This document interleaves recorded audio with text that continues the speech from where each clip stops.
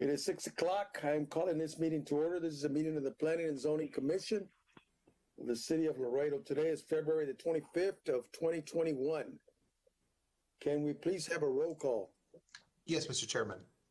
Chairman Erasmo Villarreal, Present. Jorge Dominguez, Rafael Dueñas, present. Are you there, Mr. Dueñas? Yes. Okay. Here I am. Commissioner Abraham Lugo, Present. Commissioner Johnny Narvaez, Present. Commissioner Raul Ugalde, Commissioner Larry Dovalina, Here. Commissioner Carlos Flores, Commissioner Ana Gabriela Villarreal. Present. For the record, Mr. Chairman, you do have quorum. Thank you. Next item that we have is the consideration of the approval of the minutes of February the 4th, 2021. So move. Got a motion? Do we have a second? Second. Narvaez, second. All right, all those who are not in favor of the motion signify by saying aye. None heard, motion carries. Next item is citizens' comments. We'll give this a few minutes to see their say, or is there anybody on the line right now, Kirby? No, sir, there is not, but if someone calls in, our staff will let us know. And while we're waiting here a few minutes because of the lag, let me remind everybody, if you can mute your mic while you're not speaking, that really helps with the audio quality. Even if you can't tell on your end, it might be creating some feedback for others and for our video recording for the broadcast to the public. So if you could, if I see you're unmuted, I may mute you. I don't mean to be rude, just want to make sure we have good audio. I also want to take a chance right now, and I might forget later, just to make sure I introduce Julio Nino. He's new to our staff. He is one of our long-range planners in the long-range planning division that we created a couple of years ago. And he's hit the ground running and doing a great job, and will be helping us out today. Periodically, we'll have some of our additional planners that aren't in the current planning division assist us when we need to make some calls or have some help with the public input. We do not have anyone from the public calling. All right, if we have nobody on the line, then we're going to move right on. It's item number 5, discussion recommendations. Public hearing and proposal on moratorium on issuance of certificates of occupancy to new bars and nightclubs pursuant to the Texas Local Government Code, Chapter 212. All right. Yes, sir. We have David Arredondo from the City Attorney's Office here, but if you'll allow me, I'm sorry, I failed the last few weeks to introduce Amanda Brunetta as well, who joined us as a planner too in the current planning division. She will be here at every meeting because she assists Rafa in the platting process. And so Amanda, sorry I haven't introduced you the last couple of times, but she's been doing an amazing job. And before this, she worked at the county clerk's office. Is that right, Amanda? Yes. So she's been a great help, doing a fantastic job. District Attorney's Office? District Clerks. District, there it is, okay. All right, sorry about that. David, do you want to take it away here? Sure thing. So this is an ordinance that was recommended by City Council. They directed staff to look into doing this. And basically the main point is we're going to issue a moratorium on the certificate of occupancies for any new bars or nightclubs pursuant to Texas Local Government Code, Chapter 212. And it's going to be so that the city has a chance to kind of look over the COVID-19 protocols and see if there's anything that we can do that doesn't violate the governor's order that we can still use to curb the spread of COVID-19 in these establishments. And basically the point is council wants everybody to be able to go through the entire process up until like the last step and just hold the certificate of occupancy until 90 days, or Laredo has a hospitalization rate of 15% or under for a continuous period of 7 days. I believe the latest numbers, or we're already. David, it's worth pointing out that that just recently, within the last few days, our hospitalization rate dropped to 14.5%. So Yeah, exactly. I was just about to say the most recent numbers are already under 14. So if it continues on that trend, I mean, it may be a very short moratorium. Okay. Now, you did say that it has to be under 15% for, you said, how many days? I believe it was a period of 7 days. Well, I think before it was 15. So that's why I'm asking the question. I think the state mandate was 15 on that. So whatever I guess the state mandate is, that's what you're going to go with, right? Yes, and I don't believe this is tied to capacity or anything. This is more we have the authority to do it for up to 90 days, but in the interest of trying to allow businesses to continue operating, we set our own limit at 7 days. Okay. And that way, if we stay at that, then the moratorium is over and we can continue to issue those certificates of occupancy. All right, that works. All right. Well, this is a public hearing. Is there anybody on the line who wishes to speak on this item? this is not a public hearing. The public hearing will be at the city council meeting. This is Well, just a sir, recommendation. this was listed as a public hearing. Yeah, So- that's correct. It is It's supposed to be listed as a public hearing. I've got to go ahead and take it as a public hearing because the agenda item was posted as such. yes, that's correct. The Texas Local Government Code, Chapter 212, actually requires a public hearing before the Planning and Zoning Commission, That is and then correct. another one in front of the Yes, City Council. the city council. Yeah, so this is a public hearing. I don't know if we have anybody on the line who wishes to speak towards this item.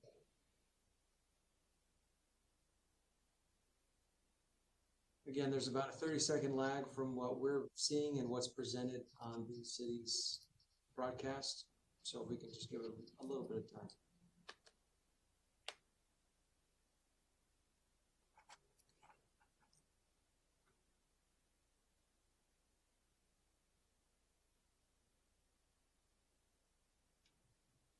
We do not have any public comment, it appears. All right. Is there any question from any of the commission members on this particular recommended ordinance? This is for bars, strictly bars, not restaurant bars. Is that correct? Correct. This is for only bars and nightclubs, and it's for new ones. So ones that are applying to be bars and nightclubs, they can go through their whole application process, and then if they're approved and everything, the only thing that will hold is the certificate of occupancy until the moratorium expires. But a restaurant bar is not affected by the moratorium you're proposing. No, a restaurant, we would have to, we'd let them Listen- continue with their applications. Listen to the question. It's a restaurant bar. Correct, yes. That's not affected by this moratorium. You understand what the difference is, right? Yes. Okay. And just to be clear, this is only applying for new restaurants and I mean, not restaurants, new bars and nightclubs. So those that are already operating, we're not touching those at all. So move. Got a motion. Do we have a second?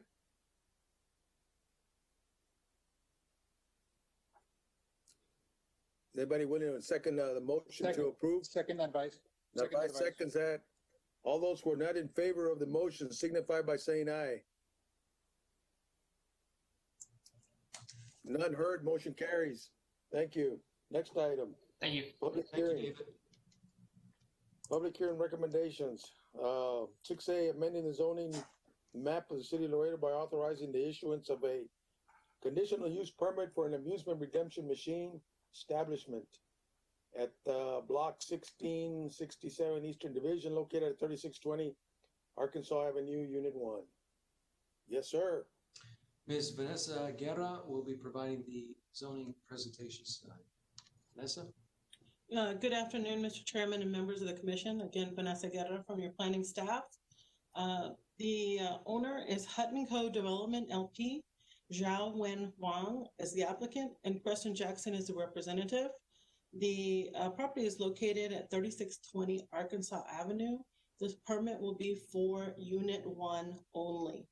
The request is for CUP for an amusement redemption machine establishment. Again, the proposed use will be the same, and 16 letters were sent out.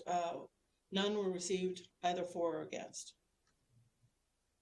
This is an overview. As you can see, the property is located right there in the vicinity of the intersection of Saunders and Arkansas. This is an aerial view of the location. This is a street view. This is the zoning map. As you can see, the zoning is predominantly B3 with some B1 and R2 south of the location. This is a future land use map, and it indicates that the area is predominantly neighborhood mixed use with a little bit of medium density residential south of the location. And staff supports the proposed zone change. The use is compatible with the mixed uses already present in the area, while not in conformance with the comprehensive plan's neighborhood mixed use designation. We don't anticipate that it'll negatively affect the neighborhood or residents. While parking doesn't conform to the land development code, again, the proposed and existing uses, hours of operation are not expected to cause spillover of parking to the surrounding area. And the conditions for the CUP are typical for amusement redemption machine establishments and are contained in the staff report.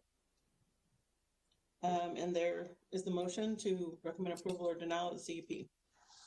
And there's the telephone number that people can call in if they so wish. When you're ready to open the public hearing, All right, here's the public comment line. this is a public hearing. Anybody who wishes to speak for or against this, for or against? Mr. Chairman, for the record, I do have Mr. Creston Jackson on the line if there are any questions from the commission. Okay, put him on. Go ahead, Mr. Jackson. Good afternoon, Commissioners. I guess if there's any questions on y'all's end, I know this is a little difficult doing it via Zoom and on the phone, but did you all have any questions for me or comments or concerns? Is there anybody on the commission who has any questions for Mr. Jackson? I couldn't hear that. I'm sorry. If there's any questions, but please hold, Mr. Jackson. Sure.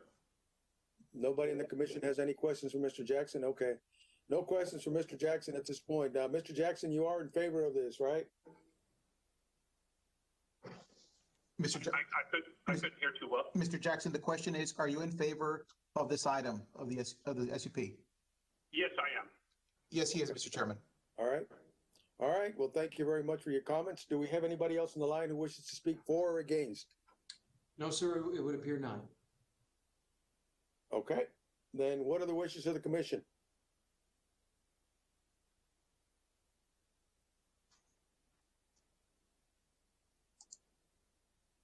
Motion to approve. We have a motion to approve. Do we have a second?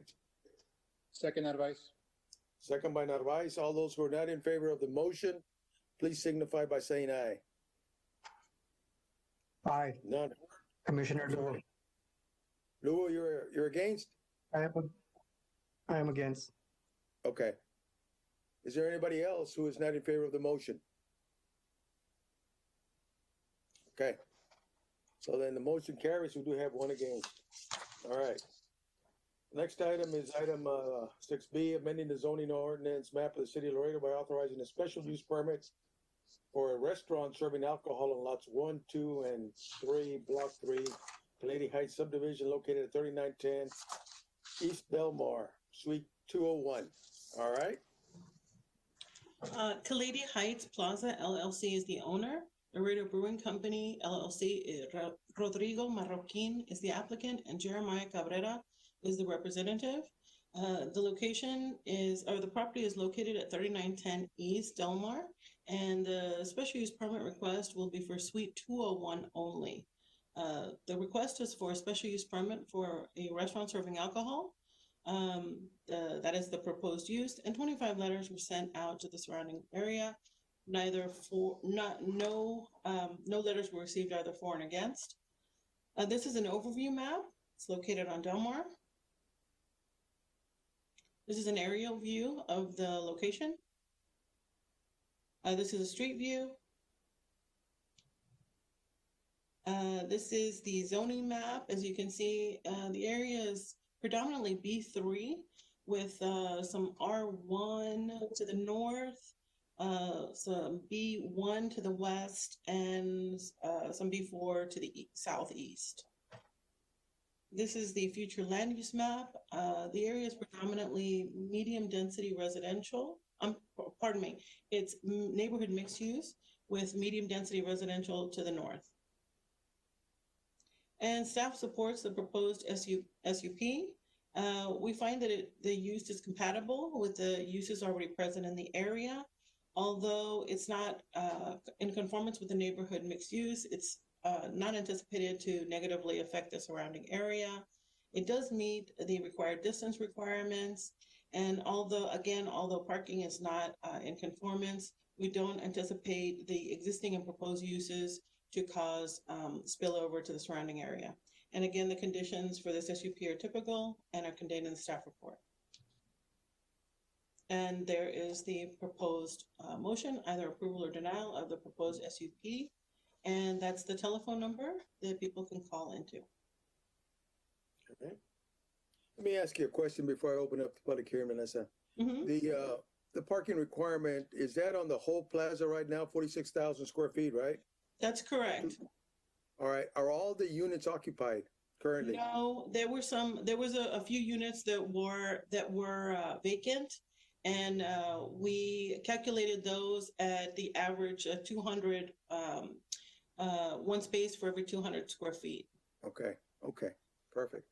All right. Thank you. All right. This is a public hearing. Anybody who wishes to speak for or against? Mr. Chairman, for the record, I do have the applicant, Mr. Jeremiah Cabrera, on the line. If there are any questions for the commission. Go ahead, Mr. Cabrera. Good evening, ladies and gentlemen. Any questions that y'all may have, please feel free, and I'll go ahead and answer them as best as I can. Does anybody in the commission have any questions? Nobody in the commission has any questions. All right, the applicant is for this venture, right? Mr. Cabrera, the question is, you are for this item, correct? Yes, sir. We are in favor of it. Yes, sir. All right. Thank you very much for your comments. Is there anybody else on the line who wishes to speak for or against? No, sir, it would appear not. All right, then what are the wishes of the commission? So moved, Mr. Chairman. We have a motion. Do we have a second? Second. I'm sorry, who was that? Second by? Who made the second? Anna. Anna? All right. Okay, so we have a motion and we have a second. All those in favor of the motion, those who are not in favor of the motion signify by saying aye. None heard, then the motion carries. Thank you. Next item. Amending the zoning ordinance map of the city of Laredo by authorizing the issuance of a special use permit for mini storage warehousing on approximately 5.01 acres. This is located north of St. Luke Boulevard and east of Ejido Avenue. Okay. This Cielito Lindo Limited is the owner. Ricardo Villarreal is the representative. The property is located on approximately 5.01 acres, situated north of St. Luke Boulevard and east of Ejido. The request is for a special use permit for mini storage warehousing, and there was 3 letters sent, 1 received in favor. This is the overview of the location. This is an aerial view of it. This is a street view. This is the zoning map. As you can see, it's predominantly R1A with some B3 to the west and B1 south of location. I just need to point out that this is depicting this land as R1A, but they did previously do a zone change, correct, Vanessa? Oh, yes. Yeah, so this is not, it's not zoned R1A, it's zoned, it's zoned B1, is that right? So the zoning is not a problem. Don't let this map bother you. We made just a slight. Yeah, We had a corrected map, but we forgot to put it in. yeah, that's correct.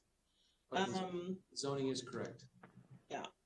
So this is the future land use map, and it identifies this area as neighborhood mixed use with institutional to the east and south and west as well. And staff supports the proposed SUP. It is in conformance with the comprehensive plan's designation for this area. We think the use is compatible with the surrounding existing zones and uses. It meets the distance requirements, and of course the conditions are typical and are contained in the staff report. There's the motion for approval or denial of the proposed SUP. And there's the telephone number for those who wish to call in. All right. Thank you very much. This is a public hearing. Anybody who wishes to speak for or against the SUP? Mr. Chairman, I do have Mr. Ricardo Villarreal on behalf of the applicant on the line. If any questions for the commission. All right. How you doing, Mr. Chairman? Commissioners Ricardo Villarreal with Howland Engineering here representing the client. We do have just a question, or more like a comment that we've discussed, but I just wanted to put it on the record. On the first comment, where the SUP is not transferable, we have been discussing with the planning department. Cielito Lindo, the owner of the property, is obtaining an SUP for the buyer. That was a condition from the buyer before he bought the property, which the buyer is Anthony Scalia out of Fort Worth, the Fort Worth area. But one of the conditions is for Cielito Lindo to solidify the SUP. So after this SUP is approved, they want to transfer it to Anthony Scalia and his limited liability company that he's going to own. So we did discuss it with planning, and I just wanted to put it out there on the record that basically this is being done as a request from the buyer, and it'll be turned over to Anthony Scalia's limited liability company. I don't know if planning wants to add anything additional to that, but that's just one thing that we do want to request. And I'm here to answer any questions that anybody may have. Kirby? Well, they did mention that to us. Unfortunately, that's not how the process works. The SUPs and CUPs have been set up in such a way that if a new owner purchases them, they need to go through that process again. My understanding is that process is put in place because when interests transfer, the city wants to ensure that agreements transfer as well. And so legally, it's if ownership does change, they need to do the process again. And that's not something that can be waived by the Planning Commission. That is a process that was established by the City Council. I'm sorry, can I interject a little bit? That's not what was discussed with us and the Planning Department. What was discussed is the actual transferable part is not part of the ordinance, and it doesn't necessarily state that it has to be transferable or non-transferable. There's no set in stone rule on that. And while we don't want it transferable in perpetuality, like maybe it may be thinking, it's just for the simple fact that in order for this sale to go through, these conditions were put in, and it's just when we discussed it with planning, this is what we came up with as well. That is not accurate at all. And the rules are very simple, and we explained it to the applicant that this is not transferable. So the new owner, if a new owner purchases, they will have to get an SUP. They'll have to go through the process again. I have a couple of emails, and I had the conversation with Vanessa. I don't know if Vanessa wants to interject on this, or if planning kind of changed their tune since we spoke to them. But that's not what was discussed, and this is completely opposite than what we discussed maybe 3-4 hours ago, Yeah, Commissioner, I would say this discussion right here is not relevant to the process here that's before the Planning Commission. Those rules are not flexible, and they're not going to change for one applicant. It's not a special situation that we would exempt this applicant from. We would treat them the same way we treat all of our applicants. Okay. Does the ordinance or whatever the document is, does it reject being assignable as well? Or do you interpret transferable to be the same thing as assignable? It is not. If ownership changes, they have to go through the process again. But if the owner of the property wants to assign it to a bank or a financial institution, that is okay? No, if when you say assign, well, you assign the property because it's being liened. And so you do an assignment to a bank or some sort of financial institution. And so my question is, does the document that you're making reference to indicate a difference between transfer of property and assignment of property? Yeah, this is not a document. This is an ordinance specifically for an overlay zone for an SUP. It is not transferable. It is not assignable. If there is a new owner, it has to be applied for again. Well, my understanding was that we're not trying to get it approved by Cielito Lindo. What we're trying to do is get it approved by Anthony Scalia and the limited liability company that he's going to be owner of. So before it gets to approval and before this document goes to approval, that's what was discussed. We know we don't want it necessarily being approved by Cielito Lindo at this juncture. Since we went in there and we obtained a comment as non-transferable, we went ahead and said, okay, if it's not transferable, can we change the owner right now? And that's why when we came up with, okay, instead of Cielito Lindo getting the SUP at this point, can it be Anthony Scalia and his limited liability company?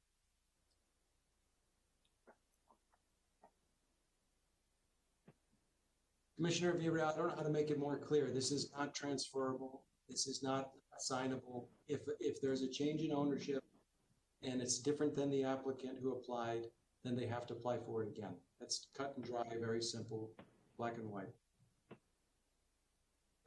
And frankly, it's irrelevant to this process here because there's nothing the Planning Commission can do to exempt that requirement by the code.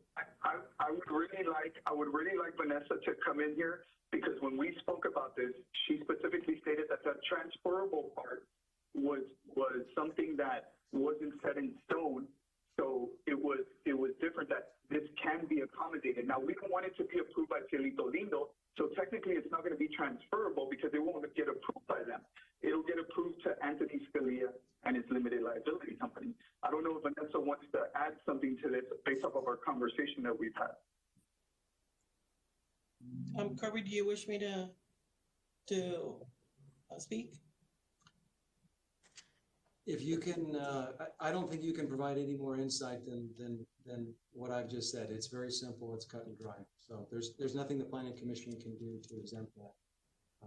The ordinance would have to be changed, and that would be a process that would have to go through the Planning Commission and City Council to change the ordinance. We don't grant exceptions for this. This applicant is not any different than all the applicants we have. We do often have applicants who want to do just what he's suggesting. They have an existing SUP, they bought a restaurant serving alcohol, they want to just transfer the SUP. Why would we treat this applicant different than any of the others that we tell, no, you have to go through the SUP again? And the reason for that is because these conditions are an agreement between the city and the applicant. And we make sure they go through that again so that we have that same agreement with whoever the owner of the property is. We have the agreement of these conditions.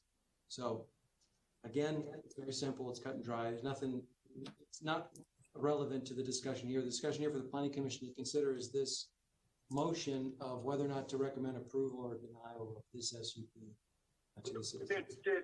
did I hear earlier that planning recommended denial of this? No. Did not. Okay, I just said sorry because it was kind of breaking up, but I guess my opinion, I don't want to, beat a dead horse here, but I know that you keep on saying that it's not relevant. I think it's completely relevant based on our conversations with your own department. So what I'm trying to get at here is trying to find a median in the sense that we know it can't be transferable, right? We actually don't know that because that wasn't discussed. But to accommodate this, we're in essence changing the applicant right now, so that when you approve it and City Council does approve it, right, it gets approved to this specific person and his limited liability company, and Cielito Lindo kind of takes a back seat. So, is there something in the ordinance that the applicant can change midway? Rick, as I understand the ordinance, the property has to be owned by whoever to get the SUP. Once that SUP is granted to the owner of that property, if that property is transferred to anybody else, at that point in time, that new owner can come in and request the SUP that has already been granted to the owner of that property. And correct me if I'm wrong there, Kirby, on the ordinance, but I believe that's the way the ordinance reads. You must own it to be able to get an SUP. That's correct. You must own it to get the SUP, and if the ownership changes, then the new owner has to get an SUP. So just a question. So if the applicant builds the mini storages and 3 years down the road, they sell it to a new owner, in that sale, that new owner has to come for an SUP? That is correct. Yes. Okay. Okay. I really got put in a hard place here based on misinformation that I obtained just hours ago. I would really like to clarify that in the ordinance, just because it was told to me that this wasn't part of the ordinance and it was an area that we didn't know whether to go one way or the other. So if I may, can I table it to make sure that we figure out this part of the ordinance and maybe talk to legal, see if there's maybe a way around this?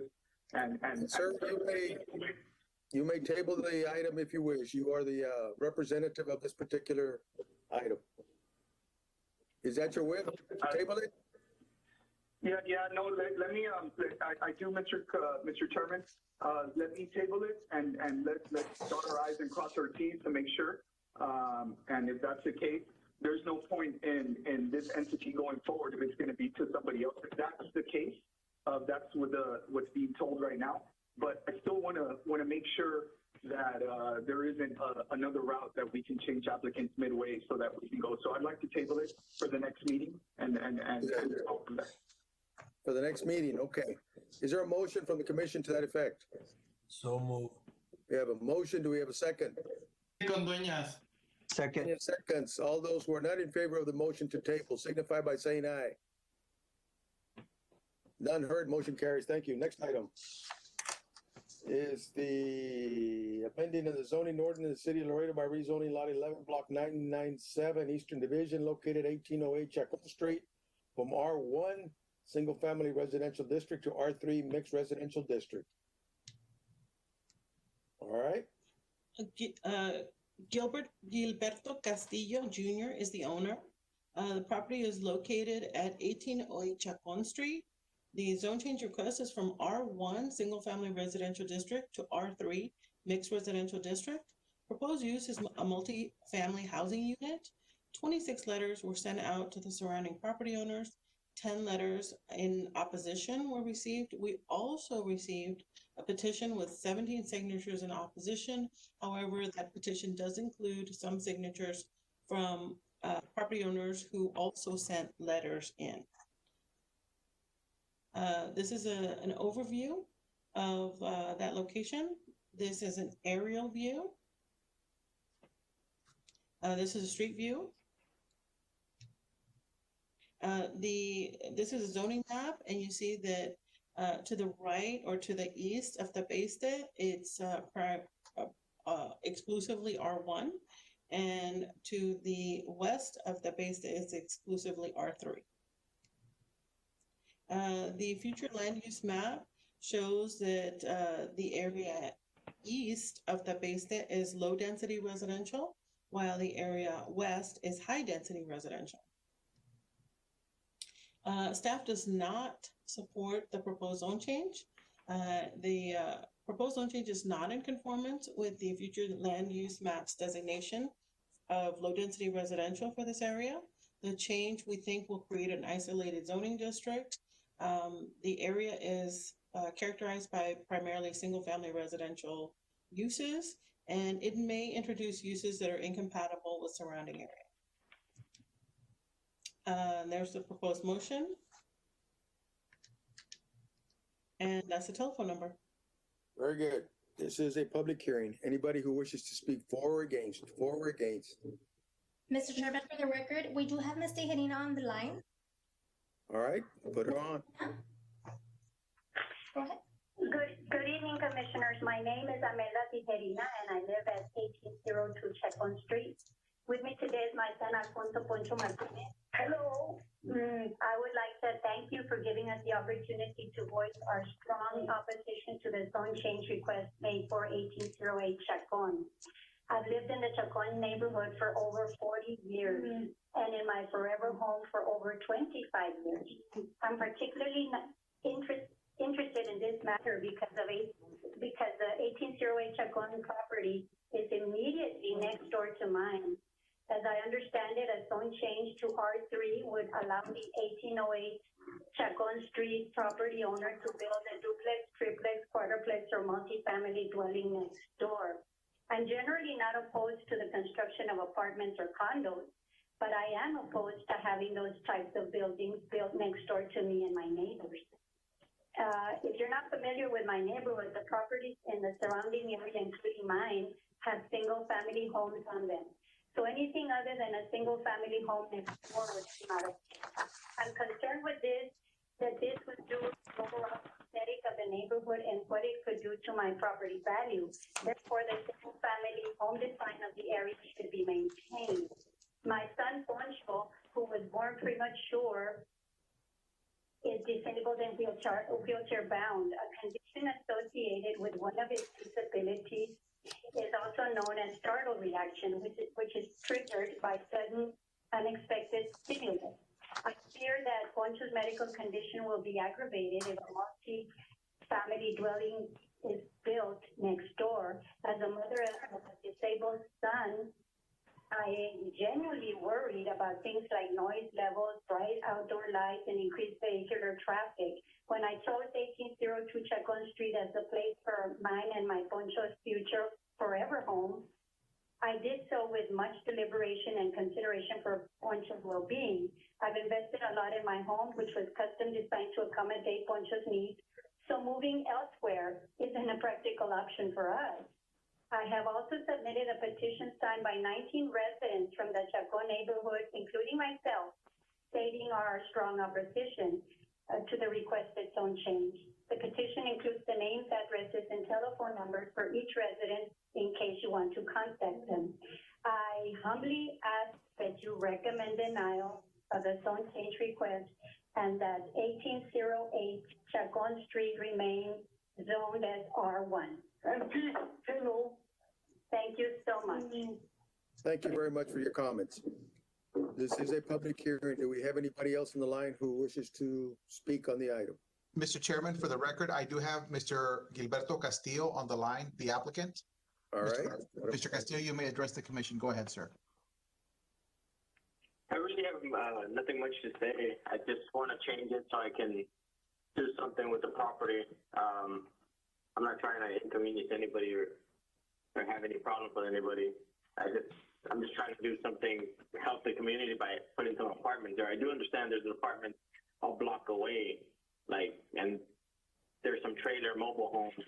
So for the zoning change, it's kind of confusing for me because a block away, there's apartments that aren't that bad looking, and they're still there. So, I mean, that's pretty much all I got to say. All right. Thank you very much for your comment. Is there anybody else on the line who wishes to speak for or against? Amanda, do we have anyone else wishing to speak against or for? We may, Commissioner Rafa, can you, Amanda? Yes, Mr. Simon? Do we have anyone else on the line wishing to speak? No, not at the moment. Okay. No, sir, we don't. All right, nobody else on the line. All right. Does anybody on the commission have any questions for the staff? Hay buena cuestión, dueñas. Yes. Ingresó la carta con las 19 firmas, está en el expediente. No sé si me la puede contestar el staff de PC, Kirby, o la misma persona que está en contra, si tenemos esa carta de los 19 inconformes. Vanessa, do you have that letter of the petition? Yes, we do. You have it. Rafael, sí tiene la carta de, me parece que son 17 y 19 firmas en contra. Sí la tienen ahí en el staff.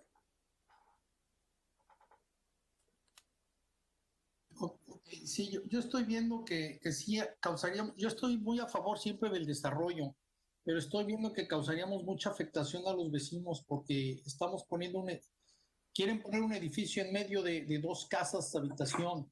Entonces yo no creo que sea lo correcto. En realidad quisiera proponer de una vez que se niegue. Thank you, Chairman. Okay, gracias. Anybody else have any questions? Mr. Chairman, Yes. I have a question, actually two questions. On that letter that has signatures from property owners that are against the zone change, are those located within the 200 feet radius?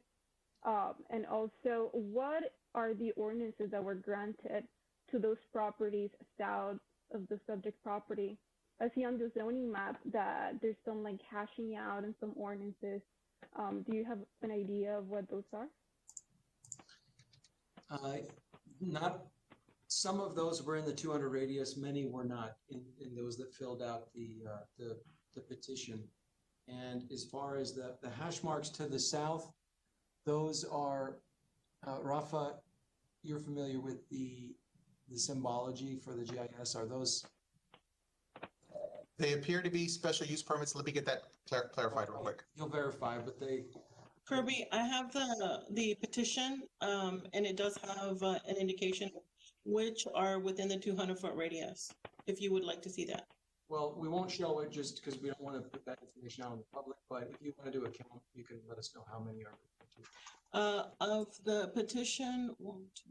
Yeah, you can just count and let us know in a second. 12. 12 of those are within the 200-foot radius.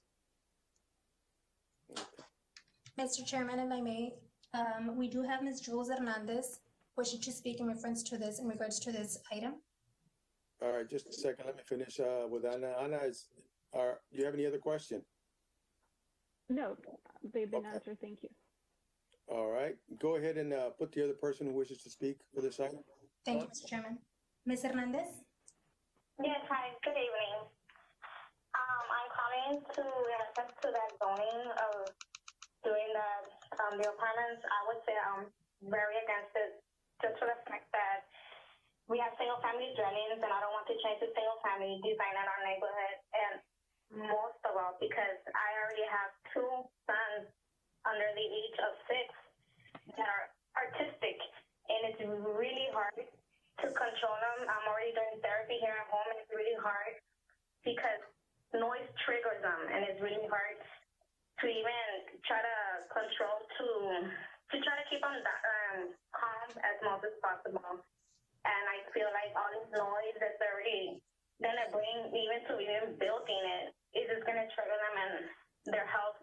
It's been very hard to maintain their health, and I'm very against it, just for that fact that having children with disabilities is very hard for them to understand and adapt to new surroundings. And we've been here 20 plus years. Well, I've been here 20 plus years, but this has been the neighborhood all their life.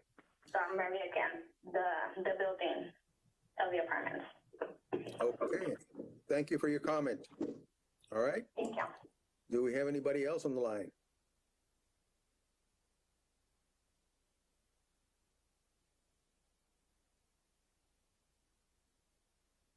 Nobody else on the line? No? No, Mr. Chairman. All right, thank you then. What are the wishes of the commission? I'll make a motion to close public hearing and support staff's recommendation on denial of the zone change. No advice. We have a motion. Do we have a second? Second, Dueñas. Dueñas seconds. All those who are not in favor of the motion signify by saying aye. None heard. Motion carries. Thank you. Next item is the review and consideration of the following master plans. Review and consideration of Central Village Subdivision Master Plan. The intent is residential and commercial. All right.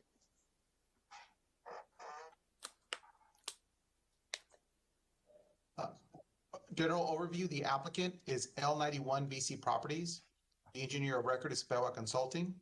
Approximately 47.39 acres located south of US 59 and west of Bob Bullock Loop. The zoning for this 254 lot development is B3 and R1A. The proposed use is residential and commercial. General location, aerial view, street view,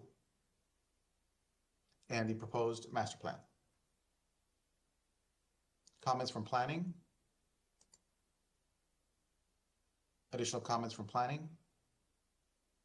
Engineering, environmental, and water utilities? Traffic safety? And parks and leisure? And the proposed motion. All right. Do we have the engineer of record on? Yes, Mr. Chairman, for your record, we do have Mr. Castillo on the line. Mr. Castillo, you may address the commission. Hello, Commissioner, and staff. Mr. Chairman, this is Oscar Castillo with Pewa Consulting for the record.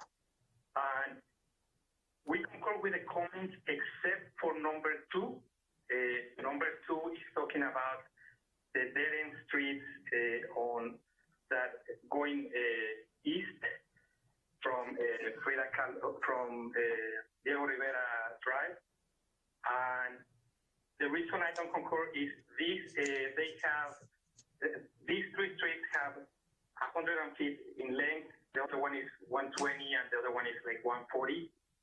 And the fire code states that we use the 2012 fire code that if it's under 150 feet, then no turnaround is needed. Not only that, the ordinance calls for a 120 diameter for the right of way and 100 for the pavement. So 120 more than is actually longer than a couple of the streets so that's I would like to like I said, we concur except for that comment and that's the reason. I'm here I'm for this approval and here to answer any questions. Okay, Ralph, I guess the area, who highlighted that in yellow? Is that you, Ralph? Yes, Mr. Chairman. We were highlighting the area that's in question at the end of those streets on the east. Okay, so basically, if I am understanding this correctly, we're looking at 4 blocks on one of the blocks on the north and then another 3 and 3. Is that correct? There are limited amount of lots there in that area, yes. Okay. Correct, yeah. Okay. All right. Anybody on the commission have any questions? May I speak, Chairman? Dueñas? Yes, of course. Go ahead. Sí, yo quiero preguntarle a Mr. Castillo, ¿cuál es el ancho de esa calle? ¿Cuántos pies mide esa calle? El ancho de esa calle es 31 pies del cordón de la banqueta al otro cordón de la banqueta. ¿Y eso hace que una ambulancia entre de ida y un auto de regreso? Sí. Por la razón que, por ejemplo, no lo pide el Departamento de Bomberos y todo, es porque se podrían hacer hacia atrás en la calle Diego Rivera, y sí, realmente se puede usar otro drive de cualquiera de las casas para dar la vuelta. Entonces, el drive sí nos alcanza a dar la vuelta sin necesidad de una glorieta, de un tornarrón. Así es, especialmente en uno tan grande, o sea, la verdad es que, digo, estamos tratando de ser más amigables con el ambiente y todo, y esto es un cul-de-sac de 100, o sea, del right-of-way de 120, y el pavimento es de 100, el diámetro, y aparte la banqueta, y entonces aparte es un gasto excesivo para, en mi opinión, para 3 lotes y 4, y como ven, el número de lotes ahí es muy reducido. Sí, ya lo vi que son pocos. En realidad yo estoy siempre a favor del desarrollo, pero cuidando la seguridad de la gente. Si podemos garantizar que entren y salgan los autos, como usted dice, ingeniero, y agarrar el driveway de las otras casitas, pues, por mí yo creo que estaríamos bien, Chairman. Gracias, ingeniero. Okay. Erasmo, Go ahead, Larry. Erasmo, do we know what size homes are going to be built there? Or what the lot sizes are going to be? Oscar can answer that, but this is an R1A. Correct. Yes. So the lot, Commissioner, is there 45, 42 is the minimum frontage, and the lot is 4,500 square feet. I don't know exactly what the size of house is going to be there, but I imagine around 2,000 square feet. I don't know if that was the question, but let me know your percentage. If the house is going to be 2,000 square feet, I would imagine that each house would have more than 4 occupants. And if the people are going to have a 45-foot wide lot, then all the cars in those houses are going to be parked in the street. And so you're going to have cars on both sides of the street with a 31-foot back-to-back. That gives you a 10-foot lane in the middle to be able to move in with an ambulance. And I doubt that you could get either an ambulance or a fire engine into that slot. Mr. That'll be the case in any street. I mean, all the residential streets are 31 back-to-back. So because all of them are that way, then we should continue approving them that way. Is that what the argument is, or the discussion? No, I think what he's saying is that that's the standard that's been used for a long time, and the argument about having additional vehicles parked on the sides is something that's been there for a long time, where it reduces your travel lane to like about 10 feet. You're absolutely correct. And that's pretty much standard in just about all subdivisions right now. Well, sí, pero that doesn't make it right. No, it doesn't make it right, but they would have to come up with new standards on street construction. Is it in the subdivision standards that way? This is the way the subdivision standard is right now. That's the minimum standard for that kind of a residential street. And Mr. Chairman, if I may, one of the concerns for staff was that if you'll notice on the master plan, he's identified the area as open space, unbuildable floodway. So these streets are ending into the floodway. So that is a bit of a concern, allowing those vehicles to turn around in case of a flood event. I agree. I mean, I think, unfortunately, the way that thing's designed, the only thing you can do is back up and out. I mean, that's all you can do there. Yeah, you're not going to be able to turn. No. Mr. Chairman, Stanley McGee, may I speak? Yes, sir. What you just said is the key to what the concern that I had is this is going to promote people parking in front of the houses going the wrong way. They won't turn around to park with traffic. They're going to come in. And so when they leave, they're going to back out into that collector street. Yeah. Well, you know, the main thing, and I don't know, can you hear me, commissioners? Yes. Yes.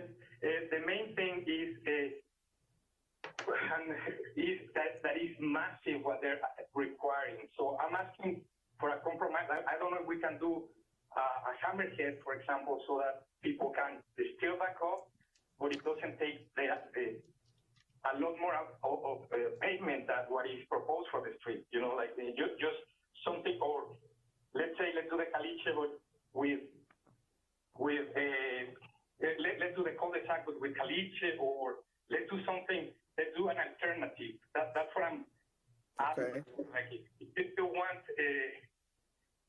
you know, like that space to be free for somebody to back up there, is fine. But the 126 diameter is not needed. It will be needed for the biggest, you know, firefighter truck, but not for pedestrian use. You know, not for the regular cars. Well, I think a hammerhead would work because, you know, that gives you the opportunity to go up and turn around and come back out. Cul-de-sac with just asphalt, caliche on it would probably also work. From a maintenance standpoint of view, I think a hammerhead would be better because it's a paved surface and there would be less deterioration on it, and it would just, you know, I think work better. But that's my personal opinion on what you're proposing here. Commissioner, may I? Yes. This is Kirby Snyderman, the planning director. A couple of this, what you're seeing here is something the engineer provided us, which, by the way, any engineer, if they want to, you know, share some additional information, we'll make that part of the presentation. These are two alternatives that he suggested. We're just seeing this today, but a couple of the challenges with these are, one, this is in the unbuildable area that I understand is in the floodplain. Is that correct, Rafa? The unbuildable area is actually in the floodway, which is the protected area. Yeah. And so there's some challenges there. In addition to that, as we know, as Mr. McGee pointed out, what these dead ends end up being is large parking lots. And it's one of the reasons we have a large diameter cul-de-sac is because when you add the cars parked, you still have room to turn around. Here with these hammerheads, what's shown, you're going to have an issue. They're not going to be operable, or they won't be functional when you have cars parked in them, which what we've seen, our experience based on dead ends would suggest is that these are going to become parking lots. Again, the problem of maintenance, that's also a problem because who do you turn this over to? Is this the city that's going to be maintaining these? And yes, it would be if they're dedicating these public streets, but again, this is in the floodway, so that creates an issue. Well, so there remains with these alternatives. You know, Kirby, I think if we're looking at we're in the floodway, to me, it's better to minimize and just give people an option to be able to turn around as opposed to doing a big old cul-de-sac that's in the floodway. This kind of minimizes the amount of territory in the floodway. And it seems like a logical, practical solution for avoiding people having to back up, you know, into the street. Well, as an alternative, we would have liked to see a design where where the lots are configured in such a way that you do not need these additional streets. I see what you mean, yeah. And they may lose one or two lots, but this would be much more beneficial, I think, for everybody involved. Can you guys hear me? Yes. The floodway, it is as part of this the one-stop shop, and I'm gonna have to do an H&H hydrology and hydraulic study to make sure we can put the cul-de-sac or the hammerhead. So obviously, I will put it on a way that is approved by my study that is going to be part of a clomber. So that one, and I agree with, you know, there's a big plan for the Chacon Creek. I think instead of having a massive amount of asphalt, you know, let's have something that, by the way, the hammerhead is not only good for, it has the dimensions approved by the fire department. So really any truck could use it, and not only the cars, but any truck. And then let's put some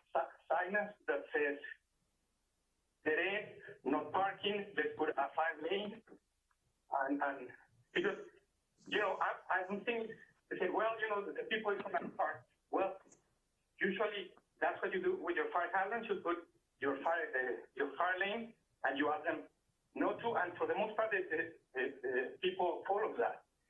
And so let's do the same thing here. I would put the fire lane, and like I said, the dimensions, they're still massive, but they're like half of what at least of what the cul-de-sac is. And I think it's better also for the environment, like that. I think the city has many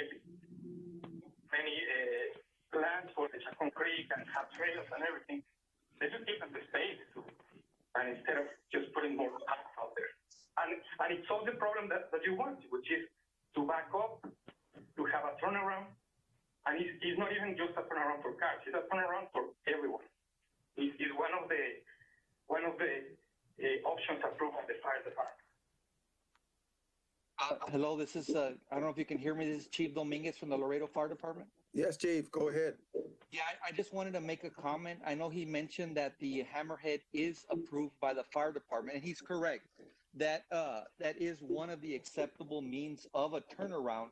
The only thing I just wanted to bring to light is that on the bottom part of this, you only have 20 feet, a 20-foot width. And the fire code also says that when you have 20 feet, you're required to mark no parking on both sides, because each vehicle parked up on the curb is going to take about 6 feet. So if you have cars parked on either side of this, it's basically, it's going to render this hammerhead useless. So that's why when you have less than 26 feet width, you have to mark both sides as fire lane. And the only issue that I foresee is that you're either going to have to mark it with no parking signs, or you're going to have to paint the curb red. And these things don't last forever. So I guess the question is going to be, at some point when those curbs start to peel, which, I mean, even some of the better painted ones will be gone in about a year to 2 years, or even signs that tend to fade or get knocked down, who's going to maintain them? Well, the same as the other one. And I agree with you. It'll have to be marked on both sides. It'll be all red. And the reason this is to back up. It's not to provide parking for everybody. It is to back up. That's the reason. No, and we understand it's not for parking. It's just it lends itself toward parking. We all know that that's what it's going to be.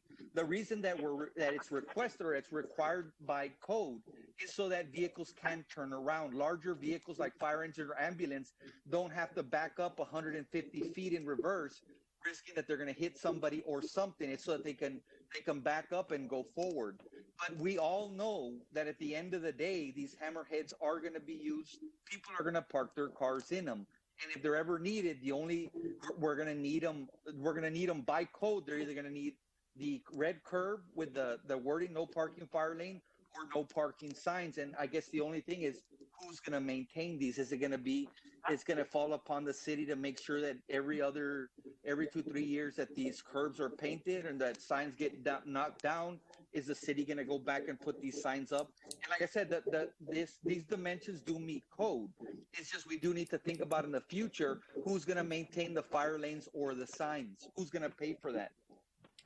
Captain Dominguez. Amanda, can you ask the applicant to hold his comments and wait for the commissioner to ask for more information? Yes, Mr. Simon.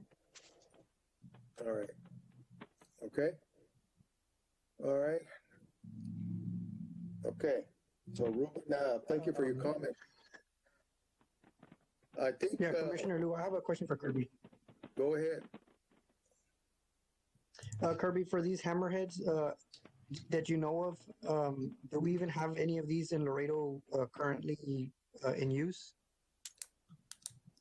I think our traffic engineer would be able to speak a little better to that and our experience with them. One thing I will point out is that in addition to the maintenance of them, when you design less optimally like this, you're also passing over the enforcement of it to the city. So who's going to go out there and make sure people aren't parking there so that when an emergency vehicle needs to come, it's free? It doesn't matter if you red curb it. If you're not enforcing that, they're not gonna, there's plenty of places that are red curb people park because no one's enforcing. So it creates an enforcement issue for us then. Again, Kirby. Andrew, you want to speak to, are there hammerheads around the city? Yes, Commissioner. I remember that there was a change in the ordinance to a 5-foot setback.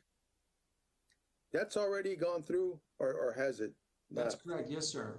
So therefore, in your suggestion of refacing these lots, they would be subject to a 5-foot setback in the rear. Is that correct?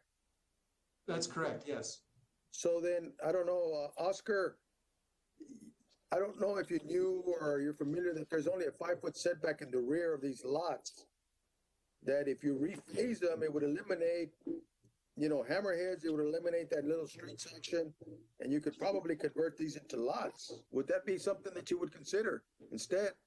Mr. Chairman, at the beginning, we had, and it's just those few lots facing the Diego Rivera. This is a 60-foot right of way. So they told us, it's not recommendable to have those. They're very few. So if you tell me, could you put those facing that, just those, I would definitely take that. But I want to point out that we've been going through several changes for many, many months. This was first submitted almost a year ago, and this is what we come up, and this is really the last item, and I know they've been saying that about the cul-de-sac, that, who's going to enforce it, who's going to paint it, and those apply also for the cul-de-sac. If somebody parks in the wrong way, because really, with the big apparatus, if you have the cars parking around, that they will. Commissioner, may I make a suggestion, Commissioner? Yes. So we have Amanda. Can you ask Oscar just to see if we can do something? We have a planning commission meeting next week because this one got delayed. And if the applicant is willing, maybe we can work out, because I'm not sure maybe we can look at the diagram together and see if we can reconfigure these lots. And from what I can calculate, he's going to get the same number of lots. You probably get more because you're going to eliminate streets. And eliminate the cost of the streets. And maybe it just didn't occur to him. Yeah. We can bring this back next week if he's willing, because it doesn't look like it may be going his way, but I don't know, maybe the commission feels otherwise. Did you hear him? I understand, right? Could you restate, Amanda? Could you restate? We're asking, can we table this for next week? Because we have a planning commission next Thursday. Maybe we can work out something instead. Let me ask you this here. Can they? Would you consider, and that is because I already had it with that. Would you consider having, it'll be obviously 3 more lots than what you're seeing there, because now the street will be connected, being lots. Would you consider having those facing Diego Rivera? Yes. That's I understand, Amanda. What did he say? Right. I can't understand him. What he said, Kirby, was that would you consider facing those lots into Diego Rivera? That's exactly what we're talking about here. Yes. And Dan, do you see a problem with that, having driveways on that collector? I mean, that's something we're trying to get away from, but it seems like we're breaking that rule every time we do a subdivision. Well, what do you think as an alternative to this? I think I would rather have a week to look at it, and I mean, because this is what he drew up, and that's what he's trying to fix. We haven't had a chance to make other changes to this. I have a few ideas of my own. I don't want to discuss them on mine here. Can we meet with the applicant on Monday or Tuesday and bring this back next week, if that's okay with the applicant, if that's all right with you, Commissioner? Yeah. Mr. Garcia, can they bring the item next week? No, I would like to either get it approved facing or get, or to have a decision either to have the cul-de-sac or or the hammerhead. To be honest, the hammerhead solved the problem. The argument that you're giving me about the parking and the maintenance, they will be exactly the same for the cul-de-sac, even more, because it's now you have a lot more area to cover. You will have twice the court to pay. You will have, I mean, signs. I mean, you can see. So I'm okay with going with those laws only to Diego Rivera, if that's but really, I think it's been delayed a lot, and I just want a decision on this. I'm exposing, or I'm putting my 2 cents of why I think this is excessive. Like I said, first of all, the fire department doesn't even require them, because Commissioner, if that's the case, then if he either wants an approval or denier, then staff would stick to the comment that we've put in there, which is number 2, that he follow the ordinance as it's written, which requires that a turnaround be at a closed-in, dead-end street of this length. So he can redesign it however he wants, but we would ask that we follow the code as it's written. If he's asking for approval of this project, then he can redesign it however he'd like, but he meets the code. well, that's exactly what I'm asking the commission to allow me to do something different for number 2. You know, and that is the compromise. You know, like, okay, we need turnarounds. Let's put a turnaround, but something that is not as invasive, and something that it works, and it works not only for cars, but it works for everything. I mean, it's going to be an added expense, but I'm not asking, like, okay, let's get rid of that. Let's compromise and let's do something, and I please ask the commission to consider that. Commissioner Liu, I want to make a comment real quick. Go ahead. Basically what I want to say is, like, see, that's the thing. I understand the applicant is saying that he found a solution, but it's a Band-Aid solution. It's only a solution until it's not. And the reason why I had asked previous, if we have even hammerheads in the city, that maybe we could use that information. How are they, or what's going on? How effective are they? The way I'm gathering here, we're leaning more toward the cul-de-sac, because we have actual, cul-de-sacs all over Laredo, and they are effective. In my experience, it's just like everyone is saying, they're going to be used as parking spaces. And I know that's not their intentions, but the people will use them for that. And when I was on patrol, whenever we responded to calls, that was the constant issue. Sometimes, first responders go there. It's not just one unit. Here you have in mind a perfect picture that one truck is going to go and then come out. But the reality is, if there's a emergency situation, it's going to be multiple units. It's going to be an ambulance. It's going to be a fire truck. It could be multiple police vehicles. And if that thing fails just one time, then it didn't work. And it was a solution for the applicant today, but it wasn't a solution for the people in Laredo. And that's what our consideration, or at least mine, and I know for everyone else, we need to consider the overall consideration for the public. And that's why, in my opinion, I'm with the comment, unless there's other thing else, that some other change we can make, but just to put that out there. All right. Oscar, did you, go ahead, Larry, I'm sorry. At 4601 Juarez, it is a dead end, and we have a 48-unit elderly apartment complex. The guy that lives next to the property that we have is a shade tree mechanic. There is, at the tail end of that street, a 15-foot or 20-foot piece of land. And guess where he parks his cars? Just past our driveway. So when ambulances and fire trucks get in there, they sometimes have to move the cars in order to get them in. And we have like a 50-foot driveway.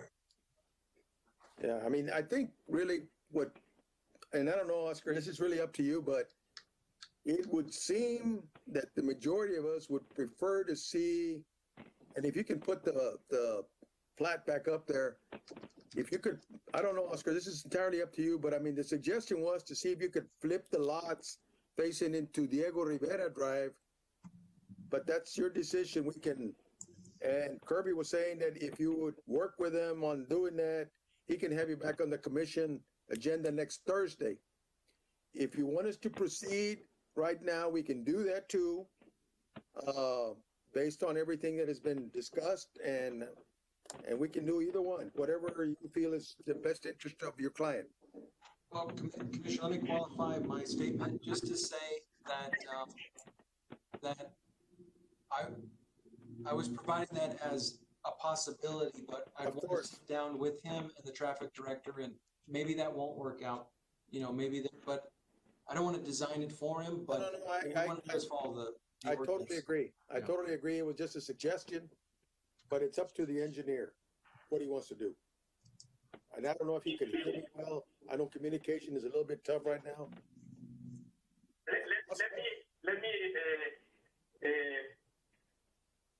Let me just reply to just to, and I think I would take that what Mr. Blackman is offering. I appreciate that, and especially if it's being done fast, I appreciate that, and I will take that. I just wanted to say there are cul-de-sac subdivisions in Laredo. I just want to say the hammerhead is not something that is used in Laredo. It's something that is used in the nation. It's something that is approved. Is on the International Building Code, Building Code. So it's not something that I made up or something that it's something that is approved. It's approved.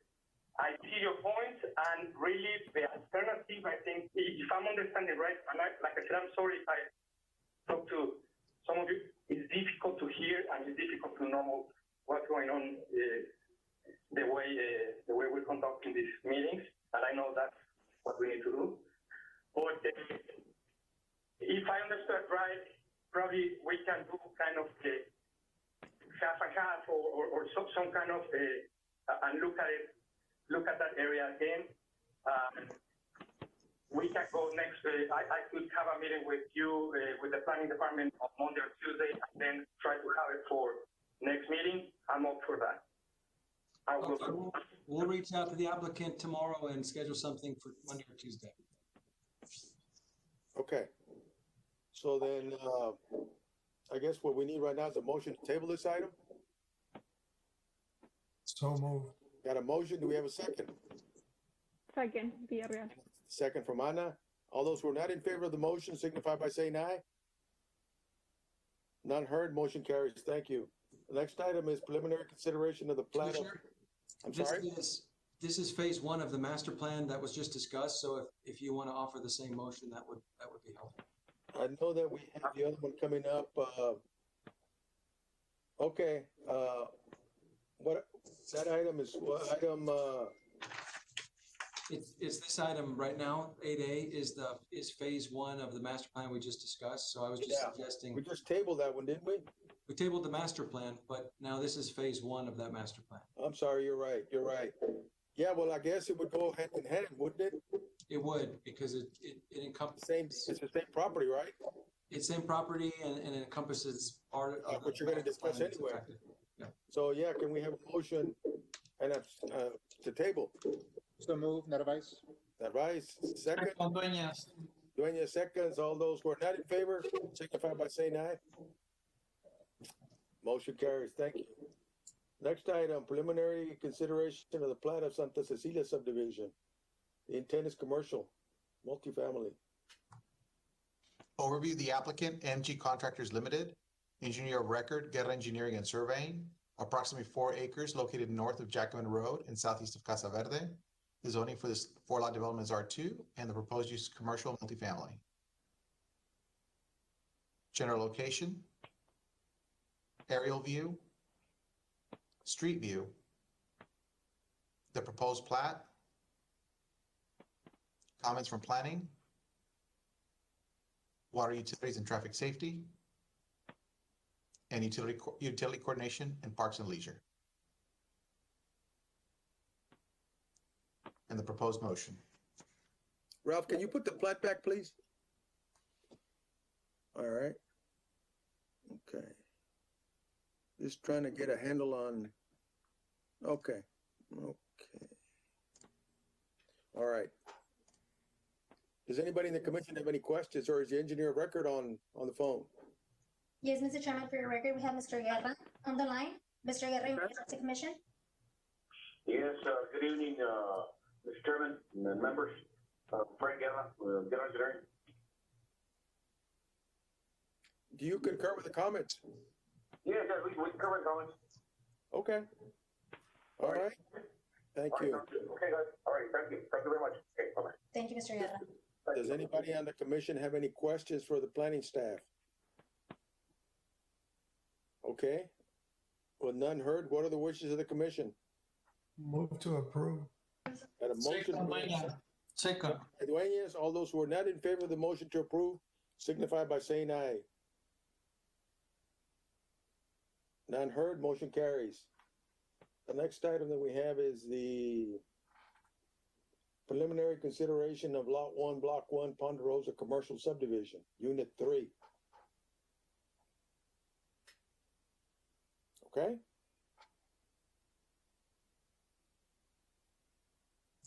Rafa, you're muted. Thank you. Applicant, Killam Development, engineer of record, Hugo Seca, PERPLS of Seca Engineering, approximately 4.47 acres located southwest corner of US 59 and Bobolek Loop. The zoning for this one lot development is B4 and the proposed use is commercial. General location, aerial view, street view, and the proposed plat. Comments from planning, fire and water utilities, traffic safety and utility coordination, and the proposed motion. Okay.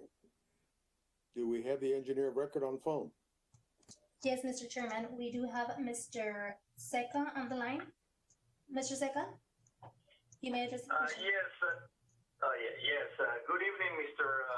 Chairman and members of the commission. For the record, my name is Hugo Seca, and I'm with Seca Engineering. We went down the line on the comments, and we don't have any issues with them. Okay. All right. Thank you very much. What are the wishes of the commission?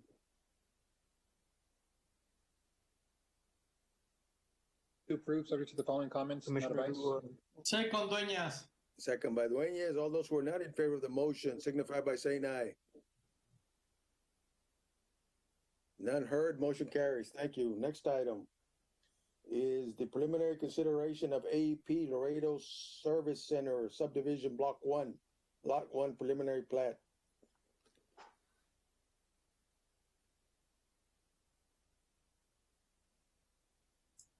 Rafa, you're muted again. You can just leave yourself on mute.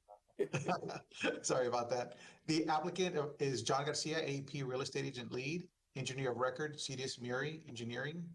Property description, approximately 36.89 acres located east of Bobolek Loop and south of Fesco Boulevard. The zoning for this one lot development is M1. The proposed use is industrial. General location, aerial view, street view, the proposed plat, comments from planning, water utilities and utility coordination, and the proposed motion. All right. Do we have the engineer of record on? Yes, Mr. Chairman, for your record, we do have Mr. Ludwig on the line. Mr. Ludwig, you may address the commission. Thank you, Mr. Commissioner, Commissioners and Chairman. My name is Juan Ludwig, and I'm with CDS Murray, and I am the engineer of record for this proposed Laredo Service Center here off of Fesco Boulevard. In essence, what we're doing is we're going to be replacing 2 existing service centers that AEP utilizes, and we will be implementing some lead elements for this particular development. So it's going to look nice. It consists of natural lighting, some landscaping. We have reviewed the comments that planning and engineering have made, and we have no objection. Okay. Thank you very much for your comments. Does anybody on the P&Z Commission have any questions for the staff or the engineer? Okay, with none heard, what are the wishes of the commission? So moved, Mr. Chairman. We have a motion for Mr. Dovalina and a second for Mr. Dueñas. All those who are not in favor of the motion signify by saying aye. None heard, motion carries. Next item, preliminary consideration of the replan of lot 19 and 20, block 6, Inter-America Distribution Park, phase 4, and an unplatted 20.09 acre tract into lot 19A, block 6, Inter-America Distribution Park, phase 4. The intent is industrial. For the record, the applicant, Francine Muller, engineer of record, civil engineering consultants, approximately 24.66 acres located west of FM 1472 and south of Inter-America Boulevard. The zoning for this one lot development is M1 and the proposed use is industrial. General location, aerial view, street view, the proposed plat, comments from planning, water utilities and traffic safety, and utility coordination, and the proposed motion. Okay, Ralph, can you put the plot back, please? Go back to the aerial view. Let me take a look at something there that I mentioned. Right there. There. Okay, now, based on where your arrow's pointing, what is going to be, you're going to use Inter-America, the entrance to that particular area or what? That is correct, Mr. Chairman. Okay. And they're proposing additional parking for their facility. Okay. Okay. All right. Okay. Do you have the engineer record on? Yes, we do, Mr. Chairman. For your record, we do have Mr. Rubio on the line. Mr. Rubio, you may address the commission. Yes, good evening, Mr. Chairman and members of the commission. Andres Rubio with Civil Engineering Consultants for the record. We concur with the comments. I mean, we did speak to several of the departments about and clarified and cleared up some of the comments. The purpose of the plat is just, I guess, for extra parking, like Mr. Diallo mentioned, for dead storage parking. Okay. Okay, very good. Does anybody in the commission have any questions? If not, what are the wishes of the commission? Sí, dueñas, ¿este estacionamiento quedaría dentro del warehouse que está ahí o quedaría fuera hacia la calle? No estoy viendo muy con la entrada. Tiene que quedar afuera de la calle. Es lo que van a poner. Ok. Está bien, gracias, Chamo. All right. Do we have a motion from anybody?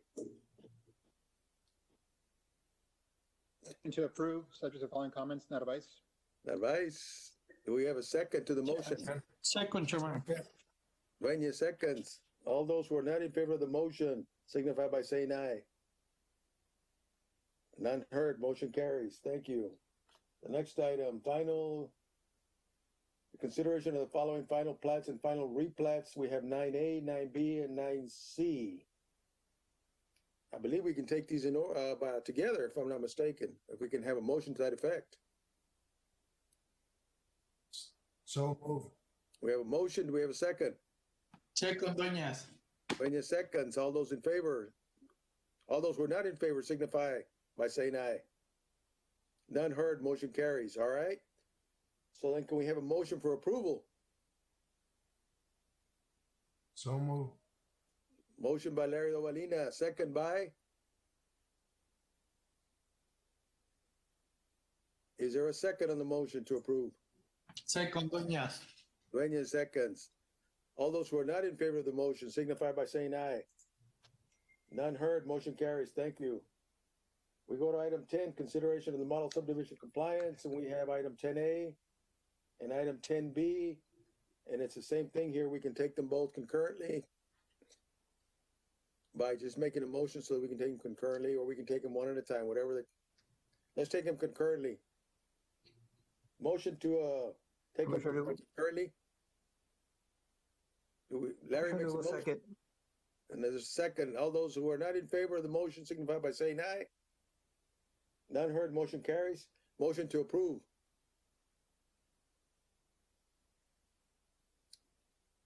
Anybody want to make a motion to approve them? So move. Larry makes a motion. Second? Second advice. Advice. All those who are not in favor of the motion signify by saying aye. None heard, motion carries. Thank you. Next item, director's comments. Yes, just want to thank the Planning Commission for your service. You do not get paid for the time that you spend here, the time in this meeting, and also the time preparing for this meeting. You make a difference for your community, and we appreciate that.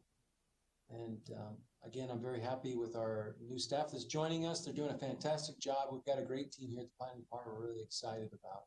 And hopefully you'll see a lot of things this next coming year that we're going to be bringing to the Planning Commission, changes that we're going to be making, improvements to our ordinance and to our code, and also plans as well that we're going to need a recommendation on. So thank you, everybody. We really appreciate your time and your volunteering for your community. Very good. Thank you very much, Kirby. A motion to adjourn. Okay. Commissioner Lugo make a motion to adjourn. We have a motion by Commissioner Lugo and a second by Ana. Yes, second. Thank you. All those who are not in favor of the motion signify by saying aye. I thought everybody wanted to stay here in the meeting. Thank you all very much.